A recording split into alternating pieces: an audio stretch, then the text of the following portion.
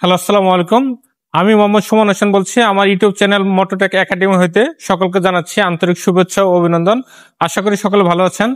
আজকে আমি আপনাদেরকে টয়োটা 1NZ FE ইঞ্জিনের যাবতীয় যে পার্টস গুলো রয়েছে সেই পার্টস গুলো সম্পর্কে আপনাদেরকে বিস্তারিত জানাবো। অর্থাৎ কোন পার্টস কোথায় এবং কোন পার্টস এর নাম কি সেই সম্পর্কে আপনাদেরকে এখন আমি আপনাদেরকে জানাতে যাচ্ছি। তো আমরা শুরুতে এখান থেকে শুরু করতেছি থ্রটল বডি থেকে। তো এই পার্টসটির নাম হচ্ছে থ্রটল বডি। এই পাশে রয়েছে একটা টিপিএস সেন্সর অর্থাৎ থ্রটল পজিশন সেন্সর। এর নিচে রয়েছে ISC valve, idol speed control valve. এখানে মূলত অ্যাক্সিলারেটর কেবলটা লাগানো থাকে। আর এটা হচ্ছে গাড়ির হচ্ছে ইনটেক ম্যানিফোল্ড, অর্থাৎ এয়ার ফুয়েল মিক্সচারটা বা শুধু এয়ারটা এই ইনটেক ম্যানিফোল্ডের ভিতর দিয়ে ইঞ্জিনে প্রবেশ করে। এটা হচ্ছে ইজিআর অ্যাকচুয়েটর, ইজিআর অ্যাকচুয়েটর। তো এই পাশে রয়েছে ফুয়েল গ্যালারি। এই পাশে হচ্ছে ইএফআই সিস্টেমের ফুয়েল গ্যালারি। এই ফুয়েল গ্যালারির সাথে রয়েছে ফুয়েল ইনজেক্টর। এটা যেহেতু একটি 4 সিলিন্ডার ইঞ্জিন, তাই এটার সাথে চারটা ইনজেক্টর রয়েছে। তো এর উপরে যদি যায়, এটা হচ্ছে ইঞ্জিন ট্যাপেট কভার। তো ট্যাপেট কভার বা ইঞ্জিন হেড কভার, এই হেড কভারের সাথে সংযুক্ত আছে উপরে ইগনিশন কয়েল। এই ইগনিশন কয়েলের নিচে রয়েছে স্পার্ক প্লাগ। এখানে রয়েছে স্পার্ক প্লাগ। অর্থাৎ এটা 4 সিলিন্ডার যেহেতু সেক্ষেত্রে এটার 4টা ইগনিশন কয়েল রয়েছে। এটা হচ্ছে ইঞ্জিন অয়েল ফিলার ক্যাপ। এখানে রয়েছে ভিভিটিআই সলিনয়েড ভালভ, অর্থাৎ এটা একটা ভিভিটিআই ইঞ্জিন। ভিভিটিআই মানে হচ্ছে ভেরিয়েবল ভালভ টাইমিং ইন্টেলিজেন্ট।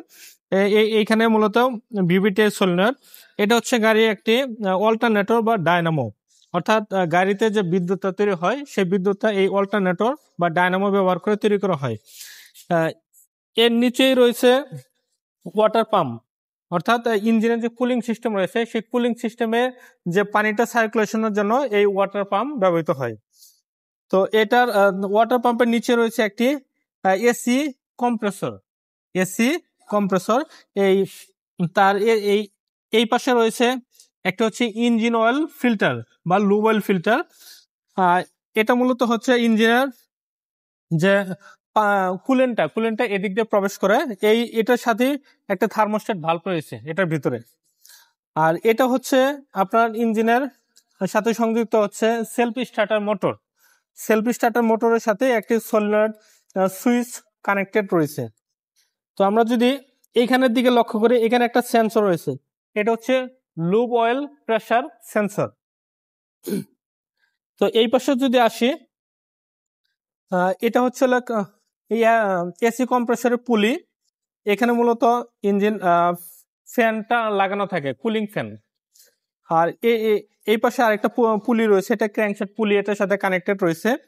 এর সাথে সংযুক্ত রয়েছে একটি crankshaft position sensor. Crankshaft position sensor. তো এটা হচ্ছে ইঞ্জিন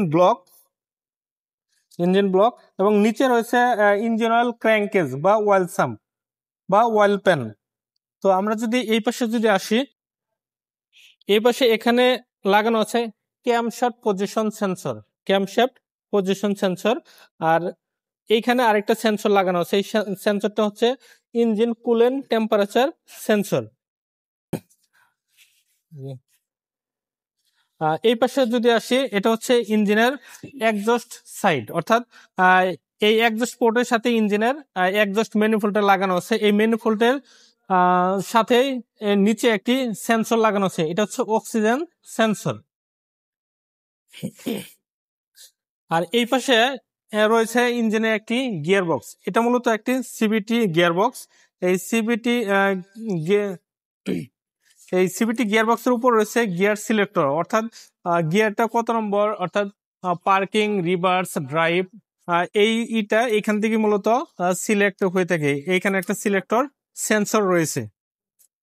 আর এই পাশে হচ্ছে সিবিটি গিয়ার বক্সের সাথে একটা ডিফারেন্সিয়াল রয়েছে, অর্থাৎ ডিফারেন্সিয়াল গিয়ার বক্সের মাধ্যমে মূলত হচ্ছে ইঞ্জিনের যে শক্তিটা উৎপাদন হয় সেটা হচ্ছে টর্ক কনভার্টার হয়ে গিয়ার বক্স হয়ে তারপর ডিফারেন্সিয়ালের মাধ্যমে দুই চাকায় ডিভাইড হয়ে যায়। এটা মূলত টয়োটার একটি এলিয়ন বা প্রিমিয়ার গাড়ির একটি ইঞ্জিন। তো এটা আসলে দুইটা সংযোগ রয়েছে, এগুলো বলা হয় সিবি জয়েন্ট, এগুলা সিবি জয়েন্ট বলা হয়।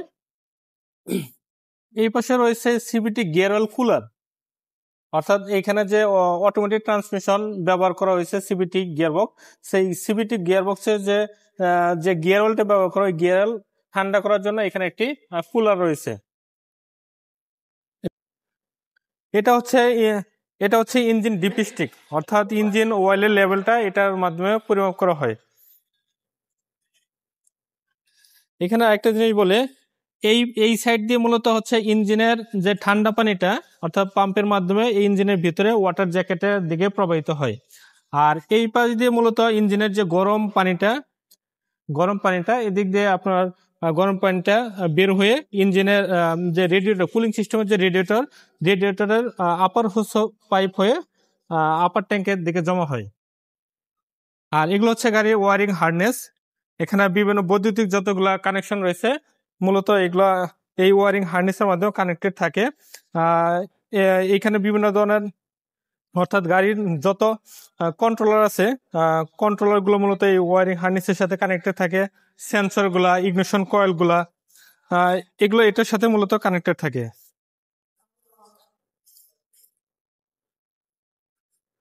তো আজকে আমার ভিডিওটা এ পর্যন্তই। তো আমার ভিডিওটা যদি আপনাদের ভালো লেগে থাকে তাহলে অবশ্যই আমাকে সাপোর্ট করবেন। আর ভিডিওটি দেখার জন্য সকলকে জানাচ্ছি অসংখ্য ধন্যবাদ। আসসালামু আলাইকুম।